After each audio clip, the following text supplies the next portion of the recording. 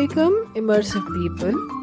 This is Aisha Qureshi and welcome to my channel Immersive English.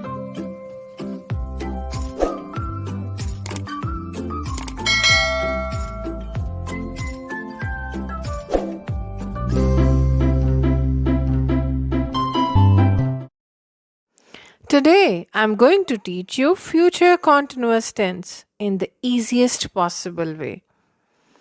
This lesson consists of definition of future continuous tense.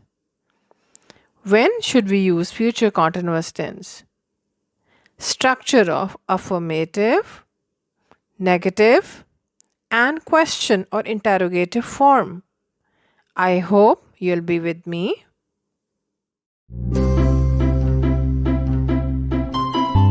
Let's discuss what actually future continuous tense is. The most basic use of this verb tense is to talk about continuous events in future. It also indicates that something will occur in future and continue for a specific length or the duration of time. For example, she'll be working hard for her exams. It will be raining tomorrow.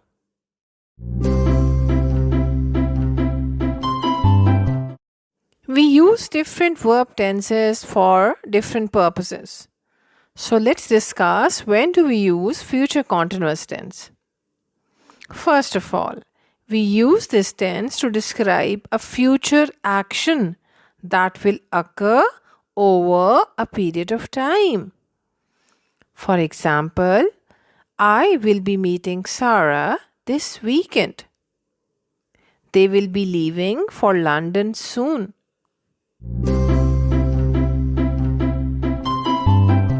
We use the future continuous together with the simple present in the same sentence.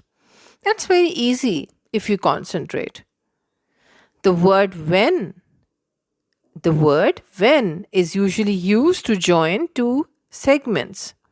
For example, I will be waiting for you when your bus arrives. There are two segments in this sentence. I'll be waiting for you is in the future form. When your bus arrives is in the present participle form. And the word when is joining these two segments. Look at another example. She'll be cooking when the guests arrive. The word when actually indicates two parallel actions taking place at the same time.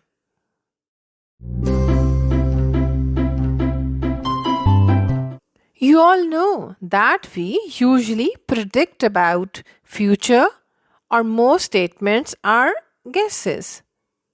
Sometimes these guesses are not certain.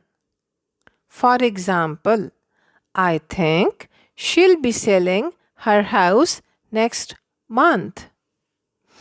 For such purposes, we use future continuous tense. Up till now, we have learned the definition of future continuous tense and also when do we use future continuous tense. Now it's time to teach you the structure of positive statements, negative statements, and question statements. The structure of positive statement comes on your screen. Subject plus will be plus present participle having ing form. Look at this example. She will be learning Arabic. She is the subject. Will be learning is the verb tense. Arabic. I hope you understand the structure.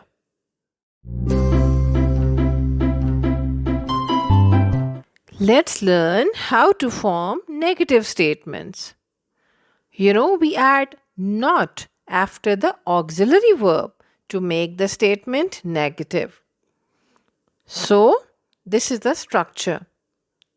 The sentence starts with a subject plus will plus not plus be plus present participle ing form. The example sentence is, she will not be coming tomorrow.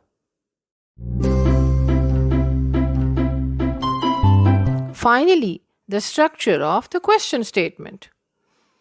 You all know, to make the question, auxiliary verbs come at the start of the sentence and question mark at the end. Look at the structure of the question statement.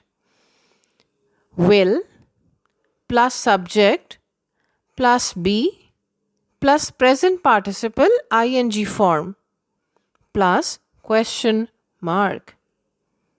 Now, look at this example. Will he be attending a webinar next Tuesday? And don't forget to put the question mark. That's all for today, dear viewers. I hope you have understood the concept. Keep practicing. Stay blessed. Allah Hafiz.